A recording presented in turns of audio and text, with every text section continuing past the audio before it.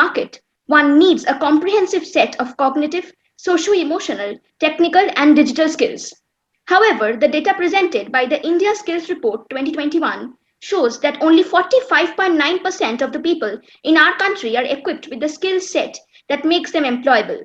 Now, focusing on entrepreneurship in India, the 2020-21 report of the Global Entrepreneurship Monitor suggests that India's total early stage entrepreneurial activity, or the TEA rate, declined considerably from 15% in 2019 to a mere 5.3% in 2020, with the COVID pandemic taking its toll on several entrepreneurship indicators.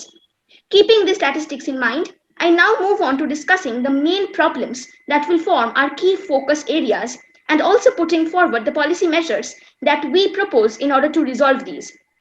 Firstly, I would draw your attention to the challenge posed by the public perception that skilling is a last resort opted by those who have been unsuccessful in their formal education. Non-inclusion of entrepreneurship in the formal school curriculum and multiplicity of assessment techniques also poses a major challenge. To address these issues, we propose to introduce a new scheme, the Vidyarthi Samagra Vikas Yojana, with an outlay of Rs 240.42 crores. Under this scheme, 5,000 schools within the country will be provided financial support to set up skill development infrastructure in their schools and hire qualified trainers so that vocational skill training and entrepreneurship can be included within the school syllabus. Although we plan to initiate this program initially in 5,000 schools, it will eventually be extended to all 14 lakh plus schools in the country. The second challenge I would highlight is the paucity of skilled trainers, narrow and obsolete curricula, and the absence of practitioners from the industry in the field of skill training. In order to upgrade our skill development courses and bring them at par with the recent developments, we plan to adopt a policy to initiate industry and university correlation and collaboration in the skill training sector. These collaborations will allow the trainees to gain first-hand information regarding the business world. I would take resort to statistics to delineate the third problem. According to the India Skills Report 2021, 41.25% of the women in our country are employable, while among men this percentage is much less. In stark contrast, only 36% of the women participate at work as compared to 64% men. To bridging the mismatch between demand and supply of skilled workforce, we propose to initiate a scheme, the Kushal Mahila Udyog Yojana, with an outlay of Rs 500 crores. This scheme will provide funds to skilled yet unemployed women to start and run small businesses. An online platform will also be created to collect information about the skilled workforce and make it available to the potential employers. This will provide a solution to a major problem that India faced during the last financial year, rampant unemployment. Now, I will request our Deputy Minister to continue the presentation of our ministerial budget. Honorable Speaker, as we in our ministry also strive for eco-friendly development, we wish to initiate a scheme, Satat Vikas Evam Uddamshilta Yojana, with an outlay of 700.26 crores. Under this scheme, subsidies would be provided to the entrepreneurs and startups aiming to produce sustainable, eco-friendly goals. For example, startup manufacturing solar panels, working for the inclusion of women, etc. This will also be a game changer in the creation of jobs in the country.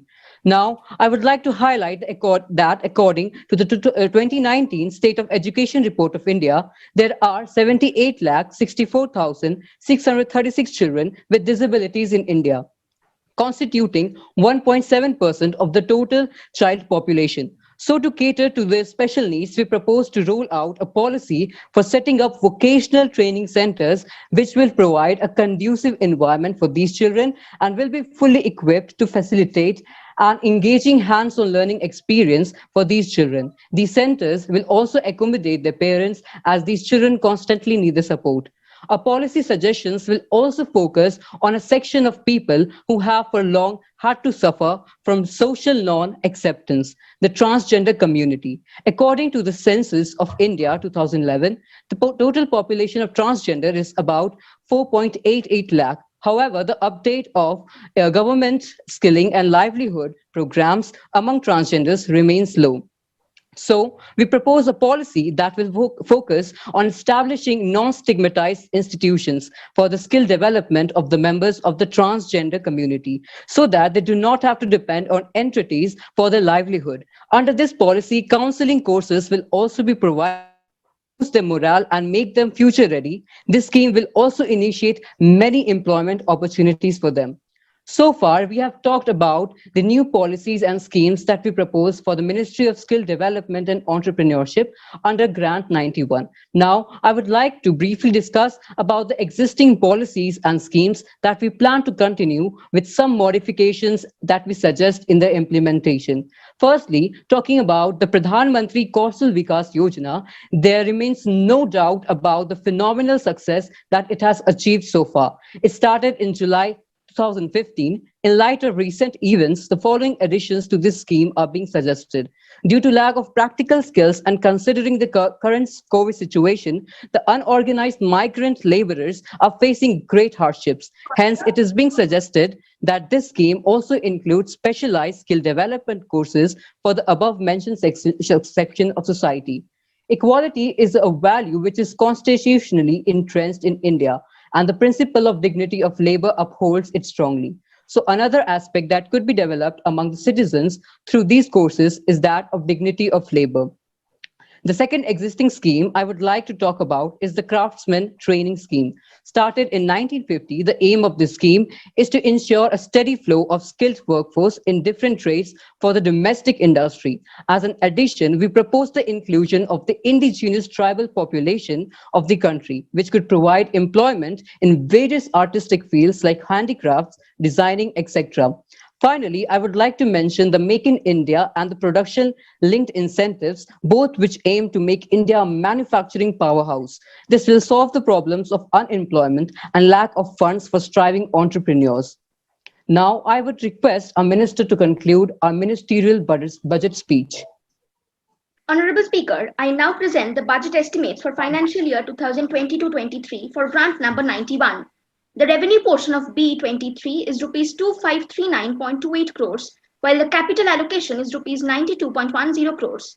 So the total budget estimate for our grant is rupees 2631.38 crores. Of this, rupees 240.42 crores has been allocated for a new scheme, the Vidyarthi Samagra Vikas Yojana. Rupees 500 crore has been allocated for the Kushal Mahila Udyog Yojana.